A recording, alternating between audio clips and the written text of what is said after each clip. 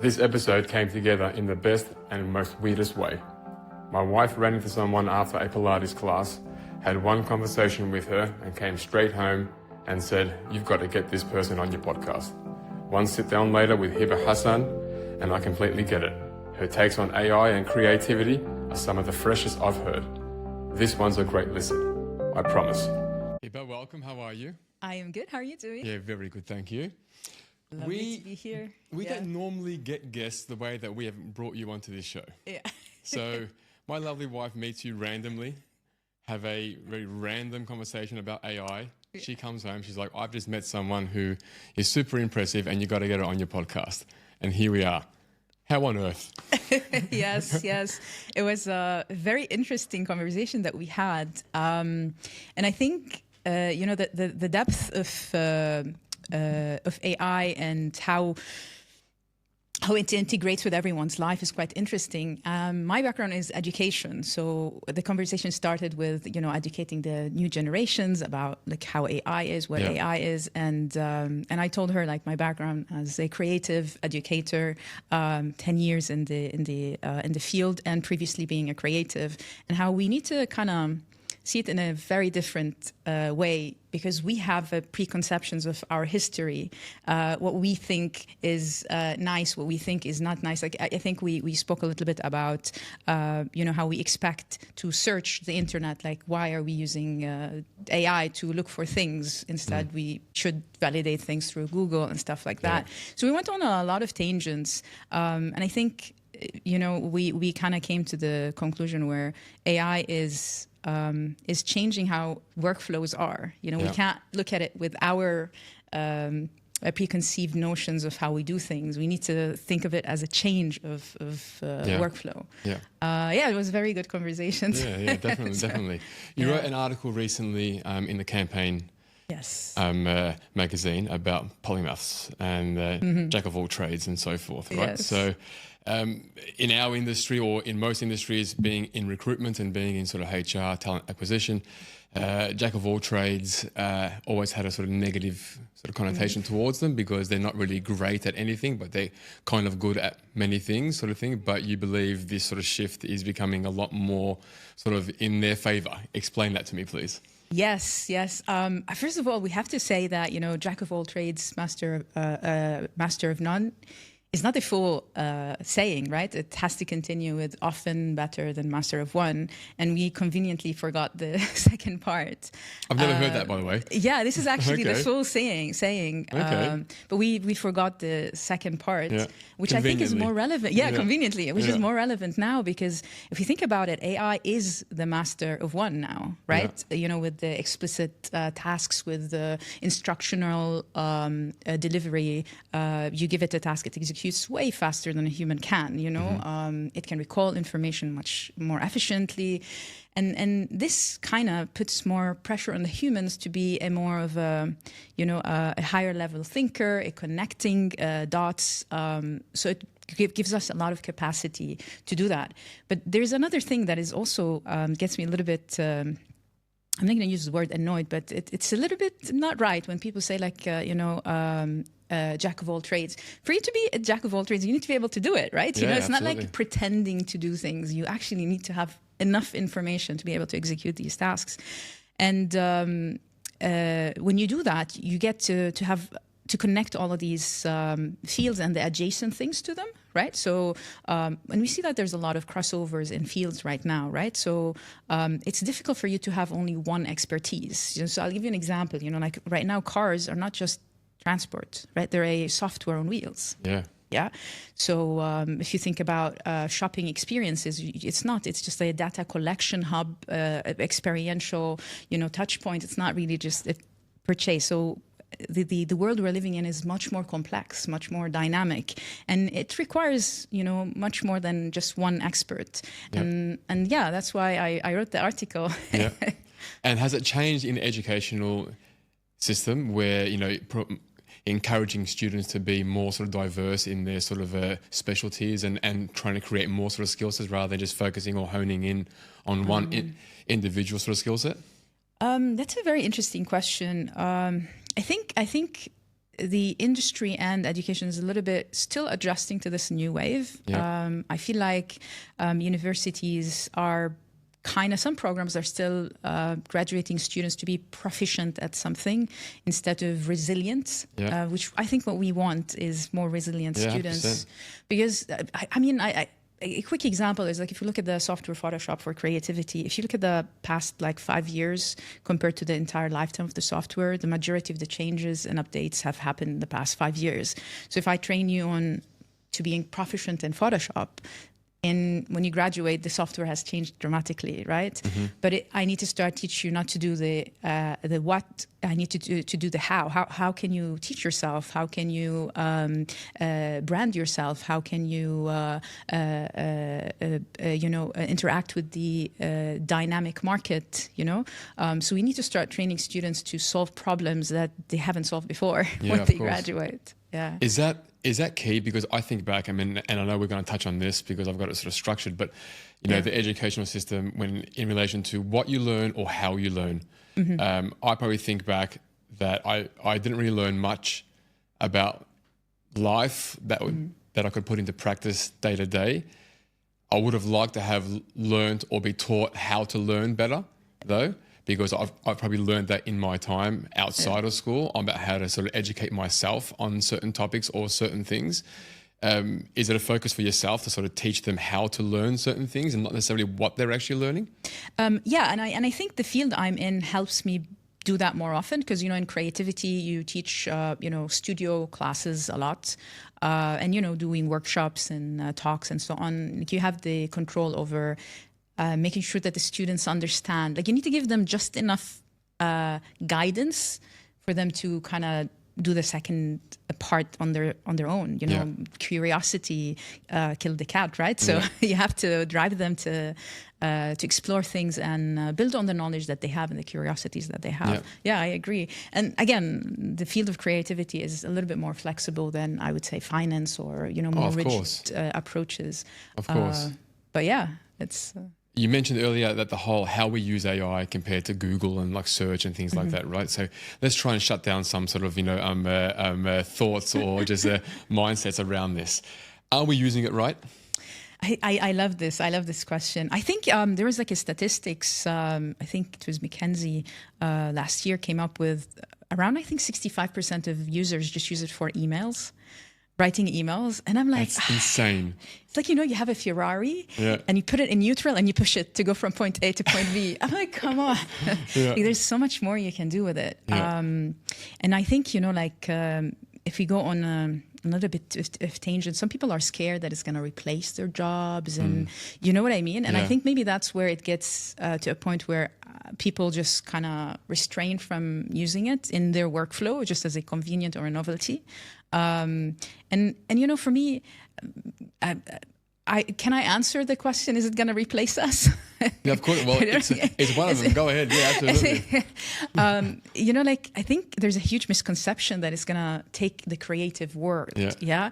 I think the misconception is people not understanding the output. That's the misconception. Like you don't understand what you get out of it. Because it's kind of like echo chamber.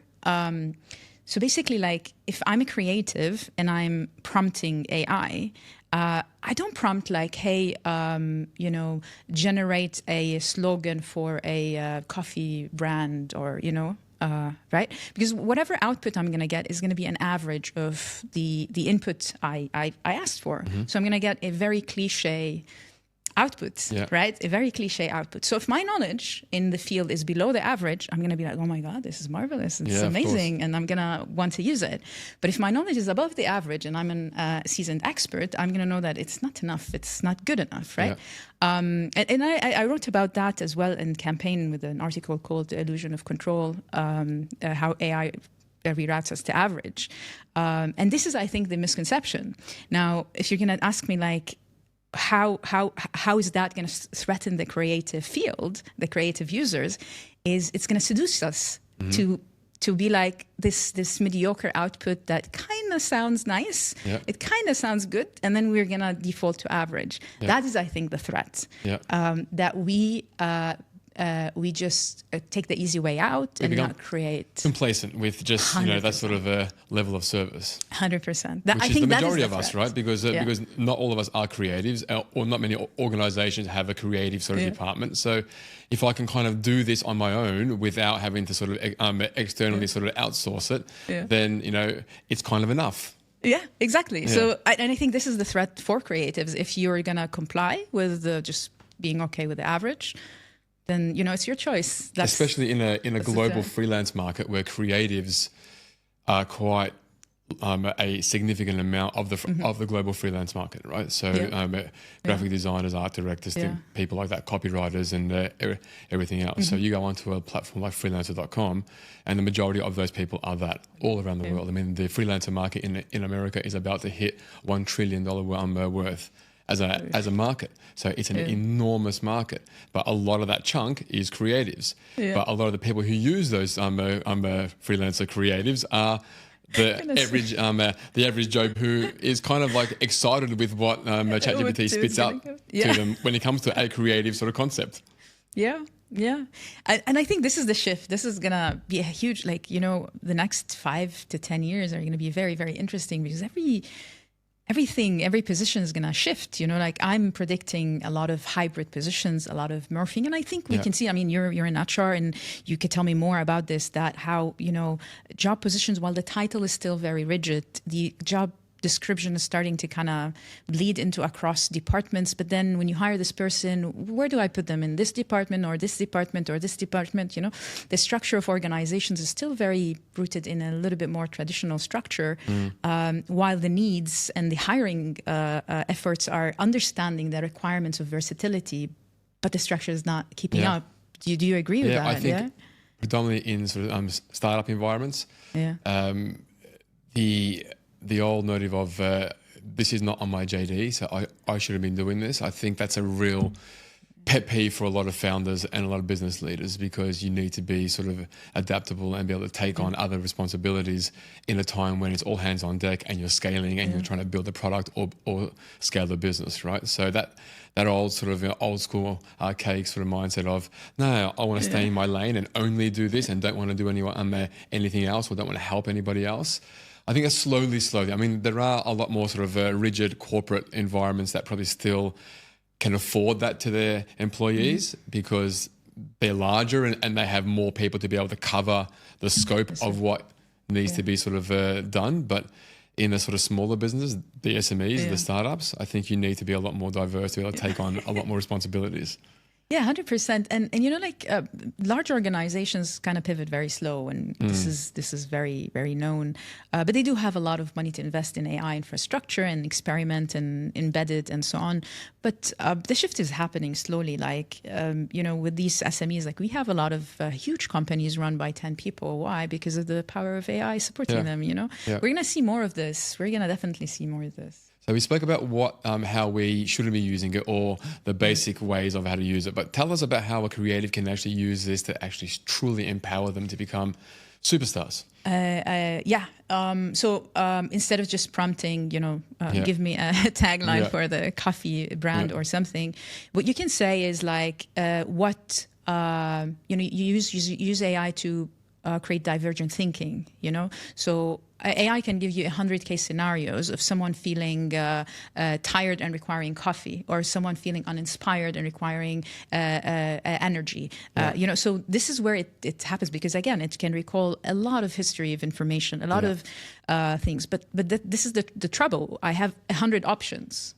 Right? Which one is correct? Yeah. Which one is right? AI doesn't have this emotion, doesn't have this, it didn't live, It's just collecting data and exporting data. But then me as a creative, this is where I have to have taste, where I have to be like a curator, right? I have to pick the 1% out of these 100 that can turn into something. Yeah. So this is one way to use it if you're using language models, right? Think about it's still the same creative process, right? We were trying to connect to humans. We were trying to service to their needs, their requirements, right? It starts with the target audience. It still is the same. Yeah. It's just that it's way, way faster. And there's a lot of statistics about it increasing 30 to 50% the speed of execution on all fronts. And that's only the coming up with the idea, right? And brainstorming. You can do it a lot with, generating images, mood boards. Like sometimes, what would Baroque style and cyberpunk look together? You just prompt it and you can get like 5 images in a few minutes, right? Yeah. Instead of just researching this movement and trying to force them together, So these kind of things, these allow more creativity to happen instead of just execute, right? You touched on the emotion or the lack of emotion that AI has, okay? Yeah.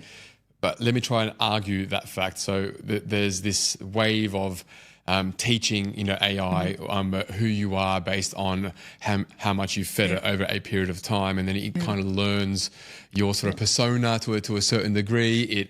It speaks in your tone of voice. It almost creates a sort of AI generated sort of a character that is based on who you are as an individual. Mm-hmm. I know this because I've had chats back and forth with AI. Like it's a friend, I will talk to it and about certain topics, and then it would feed me its sort opinion, of opinion back and forth. But it also understands me. If I ask it now to sort of summarize me, who I am, and how I think, it will really sort of hit the nail on the head. It really understands how I think about religion, how I think about life, how I think about parenting, how I think about the sort of working world and so forth, which is does it scare me? It probably doesn't, but I can see how it would scare many others, right? Yeah. So, doesn't it kind of have that emotional understanding because it can sort of replicate me because of all the data that he has collected from me over that short period of time? I really love this question, and I have a conversation with my mom about this. Like she's an avid user. Is she freaking out? Or? No, she's an avid user. Love and it. She's like, I'll ask and I'll know about any topic, and I love her openness because she's in her 60s. Yeah. Like her acceptance to this is wonderful. But I don't want to go on a tangent here. The thing for me personally, again, I'm just talking as me. Yes, it does have you. It can replicate you. Perfect. But a beautiful thing about us being human is that it's okay for me to change my opinion at any time, at any point, right? And the idea of being consistent, and you have to be in a block and in a template, this way, we are raised and how work puts us, is not reality. Sometimes I wake up and I like watermelon, and I wake up the next morning and I don't like it. Yeah. And it's okay. That's the beauty of human experience. Yeah. And the AI just strips that out. Yeah. You know what I mean? And that's what's sad. Yes, being consistent is nice. But being a human is nicer. Yeah. It's much nicer. I've never actually thought about it that way. Okay. Yeah. But yeah, it's quite nice when you can use it as. We're going away from creativity here, but you can use it to stabilize you. Sometimes you're not feeling very you. You can just go like, what am I? What should I believe in? Who am I? Yeah. Maybe.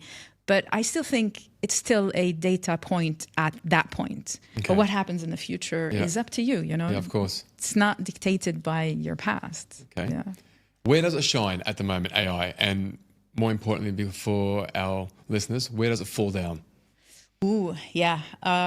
We brushed a little bit on that, right? It doesn't connect to life. So these are some downfalls that it has. And the idea as well of generalization literally annoys me a lot because when you have this average, like where are you in that average? Where is your voice as a human? And a lot of students and creatives just tend to over depend on it. And again, we spoke a little bit about the temptation of it seems fine, it seems okay, then you give out this passion, this energy to just default to whatever. Okay, it's good enough. It's good enough, and that's what I don't like about it. Yeah. But it's amazing. Like I use it every single day, and I've been using it for the past, since it first came out. I've been writing about it, and I've been using it. I use it every single day, and I use not just one model, as much models as I can, and I use certain models for certain things. But I love the idea that I can converse endlessly with this tool, right? You have mentioned. I think, I mean, we both mentioned that we have ADHD, right? And we talk quite a lot. Yeah. I don't think there's another human that can handle how much we talk, you know, so it's quite nice to bounce a lot of ideas and frame different angles of any topic. So I think the best thing that AI can do is help you think divergently. Yeah. Beautiful plus point. Yeah. It's a great segue to something else. You mentioned obviously both of us suffer from ADHD, okay, amongst other things as well, when we discovered on our sort of intro call that we had like a few weeks ago.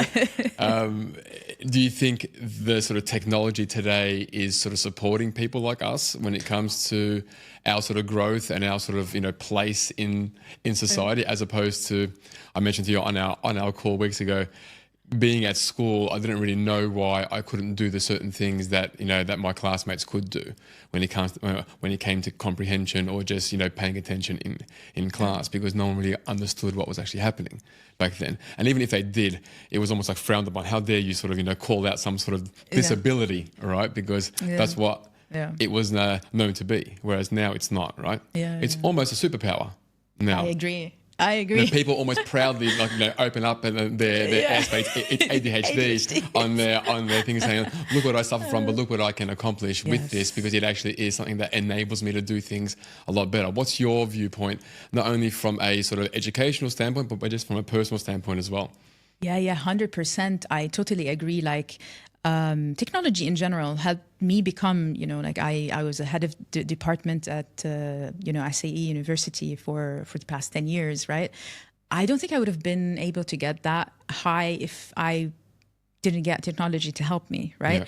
So reading emails, spell check to an extent, but honestly, please, whoever is doing AI, please generate an AI powered spell check, because, like, you know, the normal spell check just uses the neurotypical possible mistakes. But I spell different wrong, you know, and I have to like Google sometimes how it's written. Right? I have dyslexia as well. So AI helped me a lot, because I could just put the paragraph, I say just fix the spelling mistakes only, and then it'll tell me what they are, and it'll understand the spelling mistake in the context of the sentence. I don't have to Google and say the word that means this, how can I write it, you know? So personally, I'm always pro AI, because it makes life much easier. But in other, you know, also neurodivergent conditions, so for example, like in autism, you know, AI can help you restructure your emails. So it's not very blunt, it's more of a social, softer. Exactly. With ADHD as well, you could write a lot, send it, they can summarize it, you know, the key points. So it's, I think it's enabling the superpowers to shine out a little bit more. Do you see it a lot now in the sort of educational system with students? Do you see a lot more people who actually, I won't say suffering from it, but actually go through with ADHD or other sort of conditions? I think it doesn't have to do with the AI, but in general, you know, ADHD, autism, and dyslexia tend to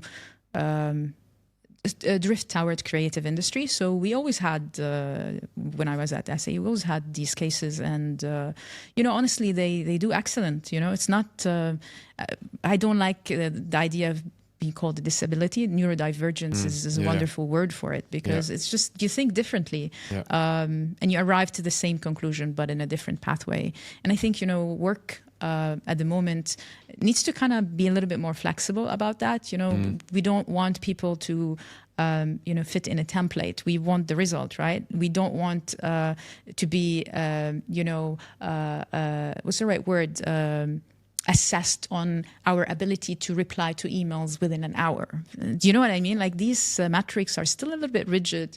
I think they could be a little bit more inclusive to help these neurodivergents that technically have superpowers in specific situations to shine by just measuring the quality of the output rather than how we arrive at it. I think they're all such very good points, because in talent acquisition, we spend a lot of time focusing on whether they can do a particular job. And I like to probably spend a lot more time on the value they're going to add to an organization or to the business. Okay. And that can be in so many different ways. That a software engineer is a software engineer, and yeah, they should be able to do the basic fundamentals of that job that you need them to do, because that's what you're hiring them for.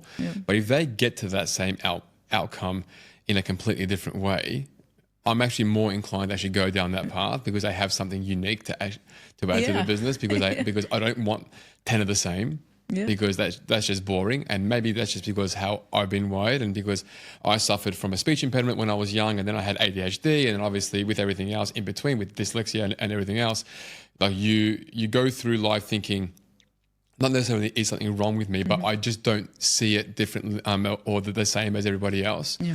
But I've used that to my advantage throughout my career, and even in my life, that I can sort of, look at things differently 100%, and come to a different 100%. solution. And a good friend of mine says that I'm creative. I don't believe that I'm creative, but I believe in a certain situation, I know what good creative looks like to be able to then steer the conversation towards there, right?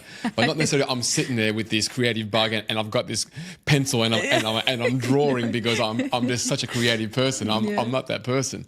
But my mind allows me to sort of think creatively when I need it to. But at the same time, I can also do the other things as well. But that came over with time, right? So 100%. And you mentioned like the spelling. I mean, I've got 3 kids, all right, story? and they're in school, and they're talking about spelling competitions, and I'm thinking like, the fees that I'm paying for schools for my kids to learn how to spell, when everyone uses an iPad or a laptop and they can do spell check.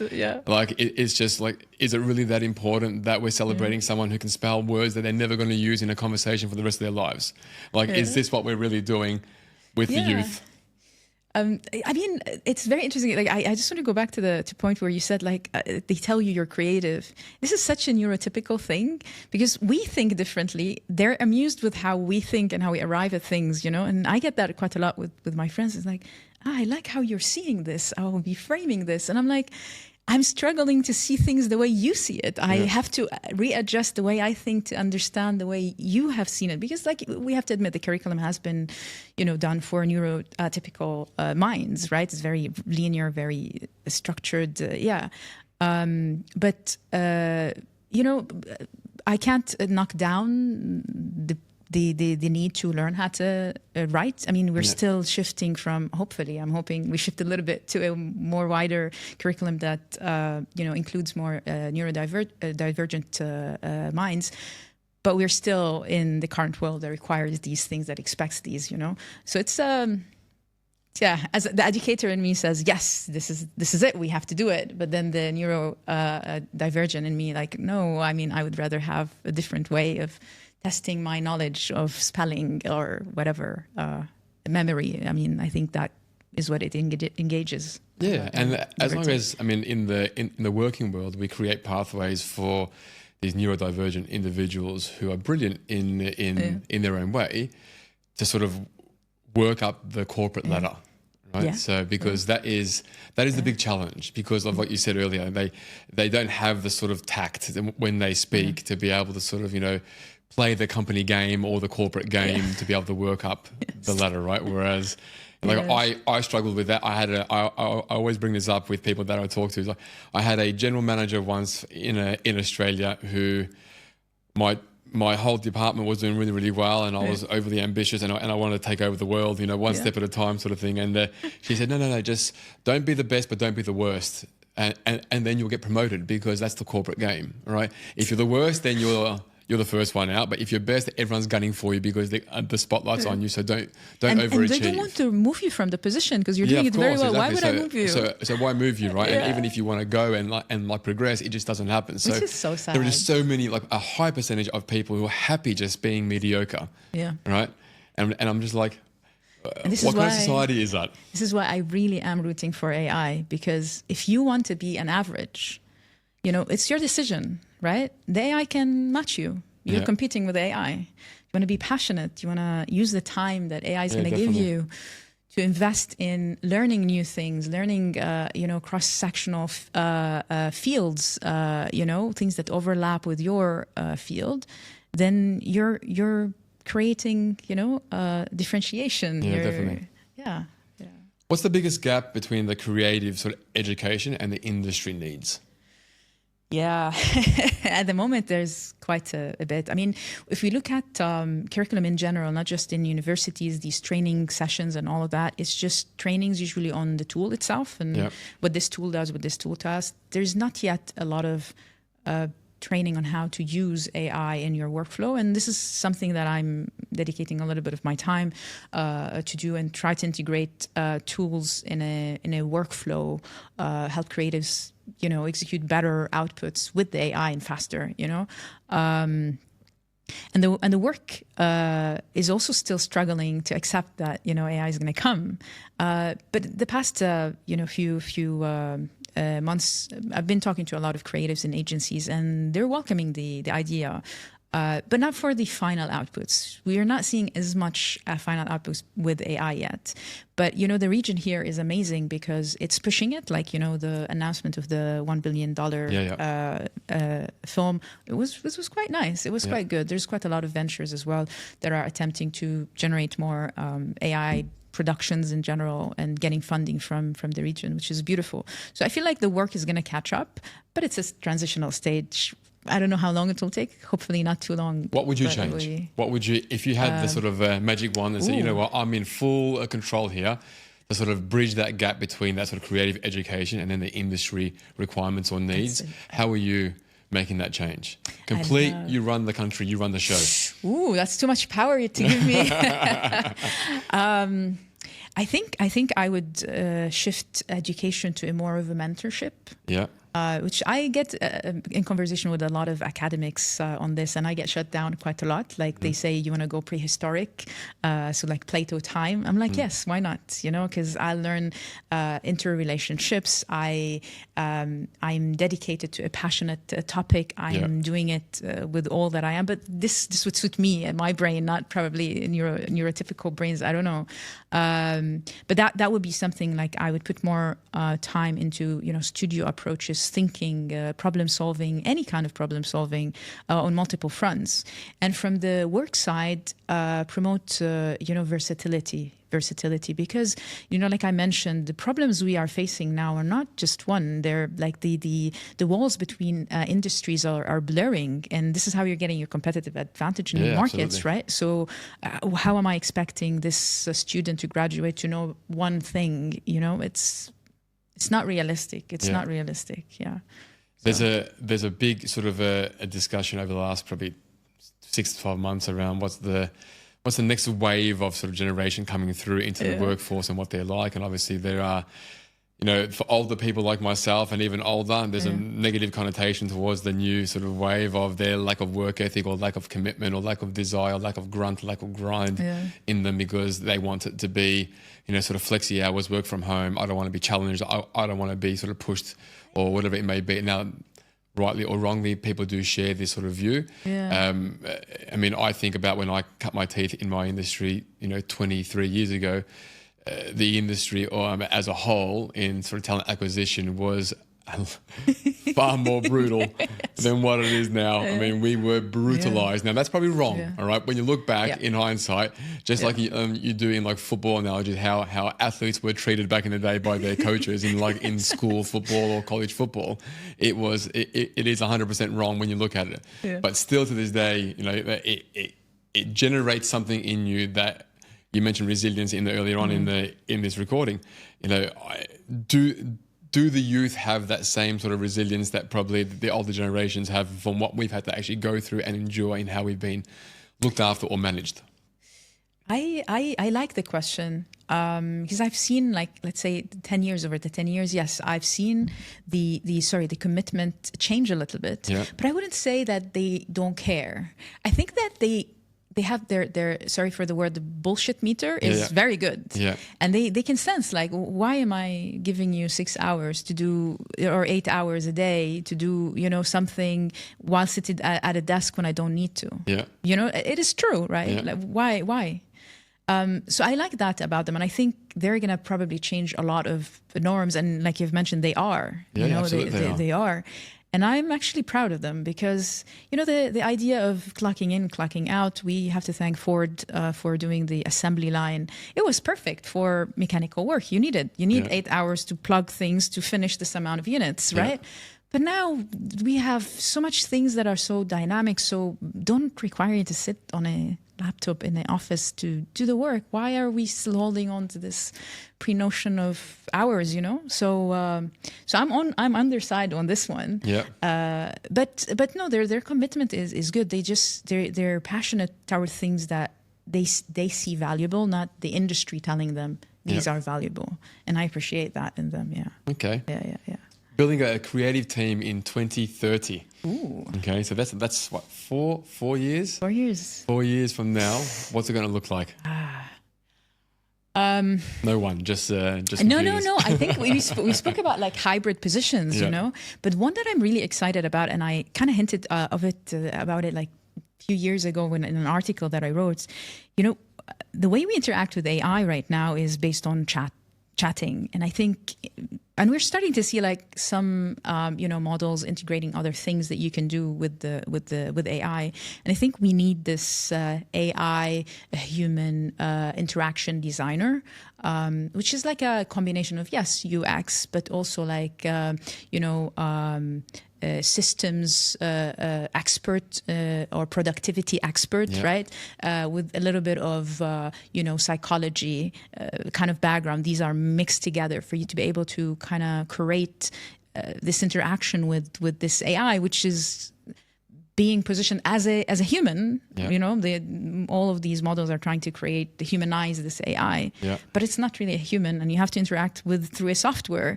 But then it's not a website for me to click, you know what I mean? So this is a field that I'm really excited about, and it has to pop up soon. I'm not sure what it's going to be called, but that's definitely one.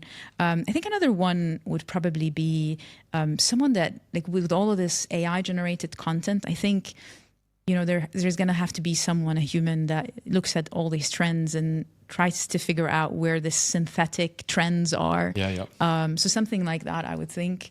And I would love to have some jobs in ethics to kind of regulate these so that they don't go off tangents, but around something like that. But again, bridging and hybrid positions are definitely going to pop up quite a lot, in my opinion.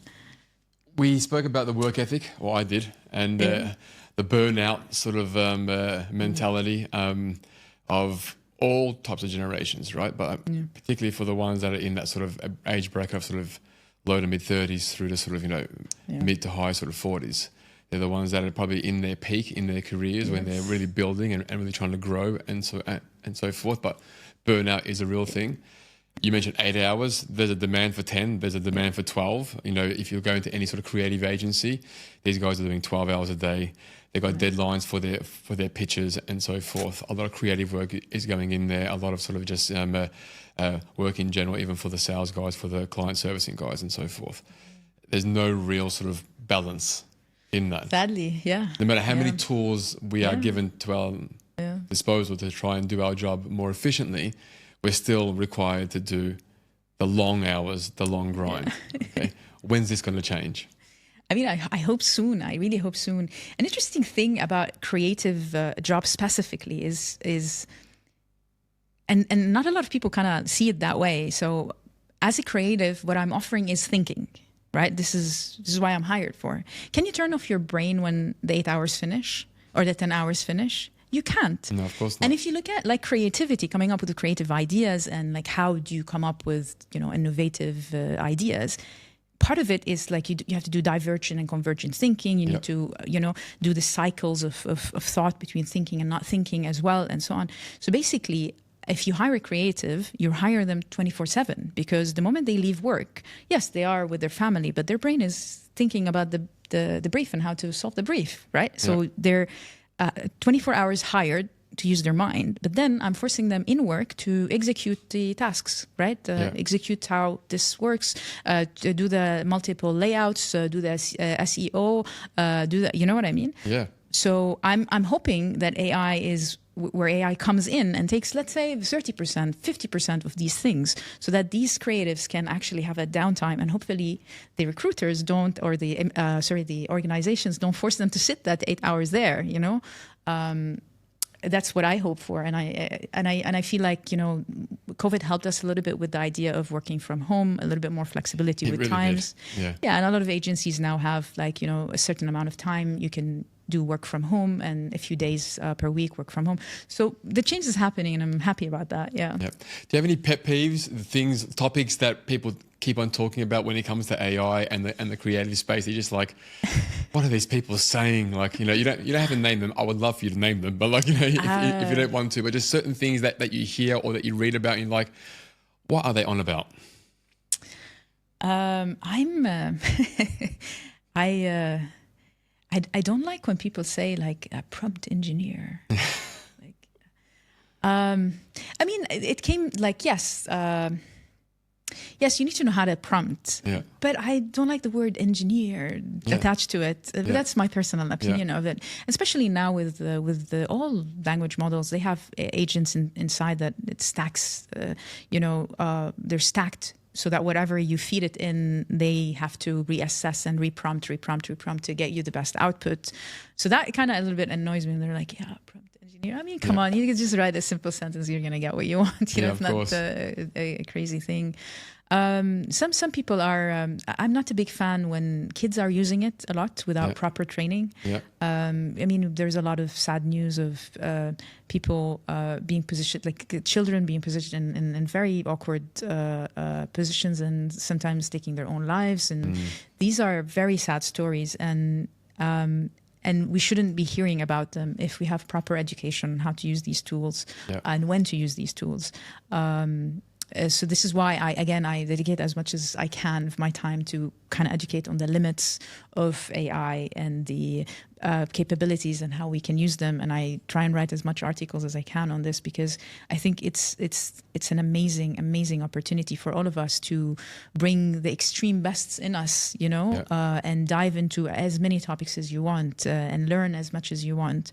But with proper direction. So these are the two main things. Do you have any? I'm curious. I just think we live in a country, like we're lucky as expats to live in a country where AI is at the forefront of everything. Like the governments here in this country, in this region, are really driving it home. Green right? lights, so 100%. They are looking to be the pioneers, looking to be the global leaders, and to be in the tech sphere as we both are, and to be in that sort of space in a region where it's almost like strap yourself to a rocket ship and then go forward is just super exciting.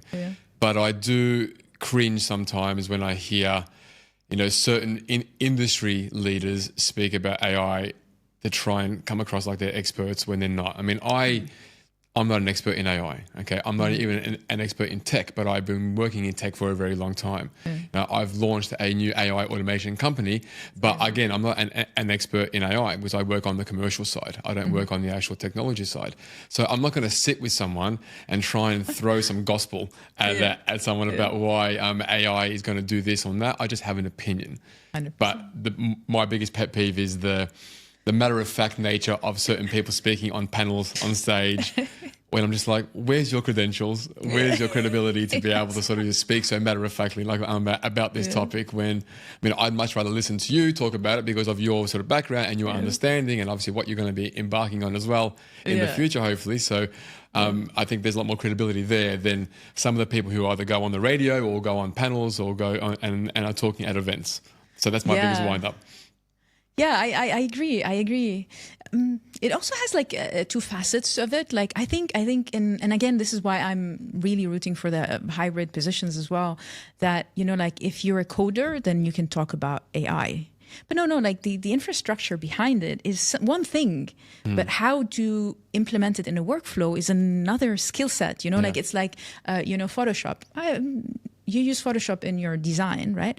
But you don't know what the back end does. Like you don't need to know the back end, exactly. Right? And there's these two frontiers of these expertise, and sometimes on these panels they mix them up, and then you feel like there is no connect in the conversation. So I know exactly what you're talking about. Yeah, definitely. We have a lightning round, so we asked some questions which I haven't. I'm going to surprise you with. Okay, so we don't normally share we have this. A pass? No. Okay, then I'm just kidding. That's the education in you. Okay, there's no pass or fail, nothing like that, and no passing. Just answer, but answer quick. Okay. I'll do my best. Okay, the AI tool that you're currently obsessed with. AI tool that I'm currently obsessed with. I'm actually a fan of Luma.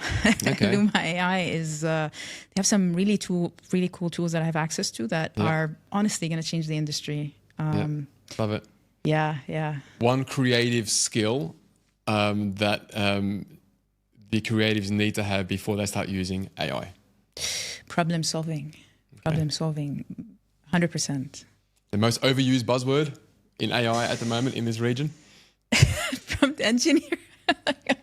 You're sticking with this, aren't you? Yeah, I don't know. Brilliant.